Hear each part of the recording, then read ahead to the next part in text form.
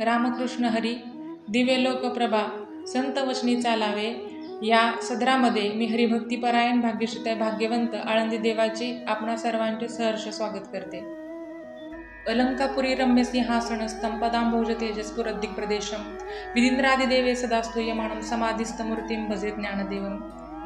अखिल कोटी ब्रह्मांड नायक पंढरीश पांडुरंग परमात्मा आळंदी वल्लभ साधकांचे मायबाप मुक्त कैवल्य तेजोनिधी हृदय सम्राट विश्ववंदनीय माऊली महावैष्णव ज्ञानोबराय देवनिवासी जगद्गुरु तुकोबराय आदि संत महंतांच्या चरणी मी विनम्र नतमस्तक होते। श्री संतांचे माथा चरणावरी साष्टांग करीत असे दंडवत।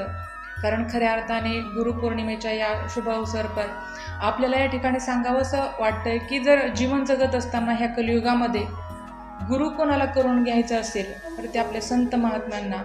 कारण गुरुक्षेत्र गुरुदेवता गुरुमाता गुरुपिता जो गुरु सेवे परवता मार्गुनीने माऊली ज्ञानोबरायांची गोड ओवी आहे। महाराज ओवी केवळ वाचनापुरती नाही तर नामामणी ग्रंथ श्रेष्ठ ज्ञानदेवी एकतरी ओवी अनुभवावी। आपल्यासाठी जर गुरु कोण असेल कोण असायला हवा तर ती म्हणजे ज्ञानेश्वरी आहे, माझे ज्ञानोबराय आहेत। कारण ज्ञानोबरायांसारखं गुरु होणं ह्या कलियुगामध्ये फार महत्त्वाचं आहे। कारण या जगामध्ये ज्याला कोणीच नाही मार्ग दाखवायला त्याला ज्ञानोबराय आहेत असं मला वाटतं।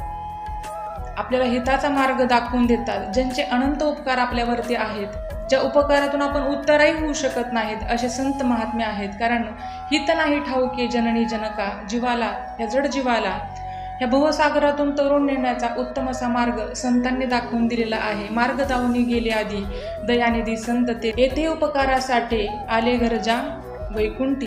त्यांचे उपकार अगणित आहेत म्हणून एके ठिकाणी संत महात्म्यांना मनावर देखील लागलं की काय सांगू आता संतांचे उपकार मज निरंतर जागविती।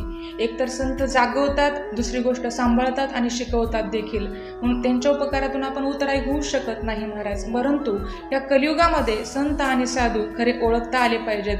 कारण दया क्षमा शांती ते देवाची वस्ती। ज्यांच्या अंगी दया क्षमा आहे ते खरे साधू ते खरे संत। कारण आज या कलियुगामध्ये भरपूर असे साधू आणि संत झालेले आहेत, कारण पोटासाठी संत झाले कलित भूत।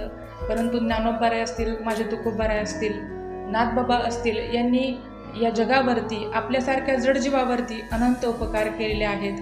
म्हणून ते गुरु खऱ्या अर्थाने आपल्याला मार्ग दाखवतात। आणि आज आपला हा जीव आपला हा देह भगवंताने देवे दिला देह भजना गोमटा तो या झाला भाटा बाधिकेचा। ह्या महाराजांच्या प्रमाणानुसार हा देह जर योग्य ठिकाणी कुठं कारणी लागत असेल तर तो संत महात्म्यांच्या चरणी मायपित्यांच्या चरणी भगवंताची सेवा करण्यासाठी भगवंताचा गोड असं नामचिंतन घेण्यासाठी तो कारणी लागावा। मुखी अमृताची वाणी देह देवाचे कारणी।